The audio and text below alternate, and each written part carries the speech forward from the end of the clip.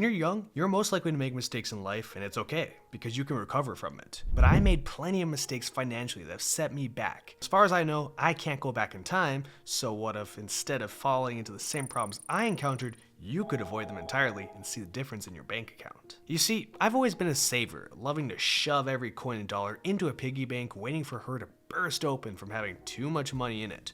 Well, that was my first mistake as an adult. I was saving plenty of money, but I was doing it in the wrong way.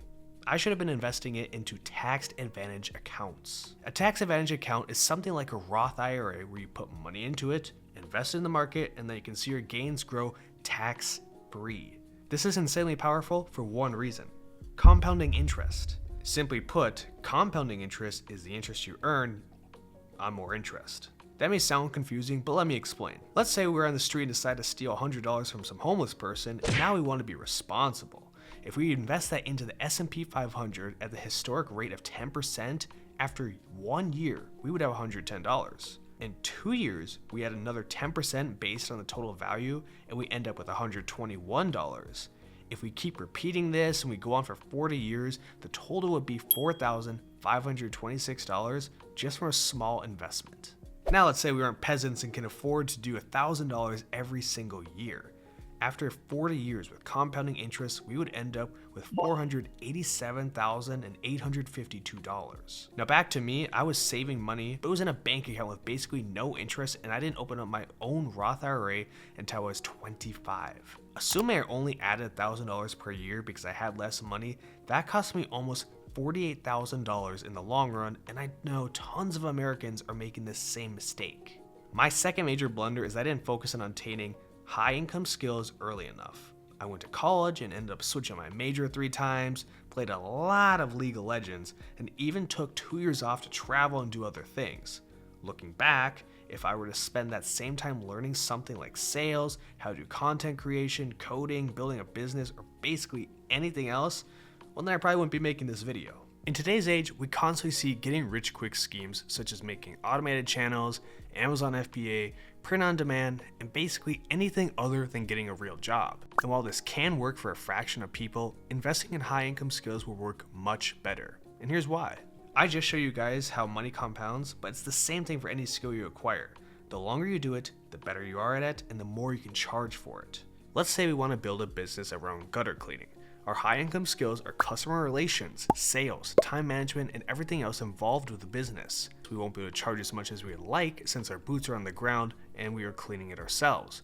But as we get better at business, we learn how to hire employees, delegate workload, and build on marketing and sales. Eventually getting to a point where we have multiple teams and a scalable business. Investing in yourself will give you dividends that you can't even begin to quantify. And I'm not gonna yell at you like motivational speakers online. Stop being fucking lazy. But seriously, grinding out skills early really will help you out. Now, since we're really diving into my life and seeing how I was a failure, let's keep digging until I need some therapy. When I did eventually graduate from college, I got a finance job with my math degree. And the first thing I wanted to do was reward myself by spending a bunch of money. I did just that by buying the most luxurious car I could think of, a 2002 Corolla. Okay, so I didn't completely succumb to this point, but it's so common that when we make more money, we start upgrading ourselves too fast with lifestyle inflation. It makes sense we want to use it in the form of going out to eat more, getting a fancier apartment, buying drinks for too many women at the bar even though you're only 5'7", and it just adds up. Lifestyle inflation goes hand in hand with the concept of golden handcuffs. Imagine you have a job that pays you well with a high salary, bonuses, and it is the reason you can maintain your current lifestyle. Now pretend you hate it, which is probably just another Monday. You're handcuffed to this position because you don't want to go backwards, but you're losing time with your family, your mental health is suffering, and you've lost your freedom. In moderation, these things are totally fine, but with more permanent options like an apartment or a car, you can't exactly break up with it. You're on the hook and it's going to eat your net worth and put you into too much debt, which is the next point. Debt isn't something I'm gonna burn your house down for owning like Dave Ramsey would, but it will also destroy you and have you end up on someone else's podcast getting roasted for 90 minutes straight if you have too much of it. Why? Debt is sneaky and seems normal when you're young because everyone around you is using it too.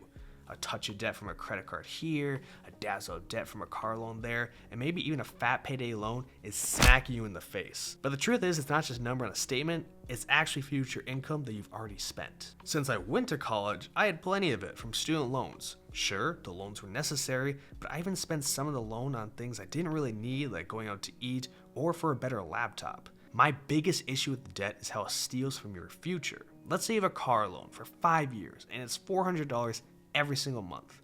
With 6% interest in over 5 years, the total loan would be $24,000 with $3,300 of that just in interest. If we instead drove an older car, like that 2002 Corolla, and we had no loan, that same money would be $500,000 over 30 years. Now don't get me wrong, not all debt is bad and you deserve to use your money.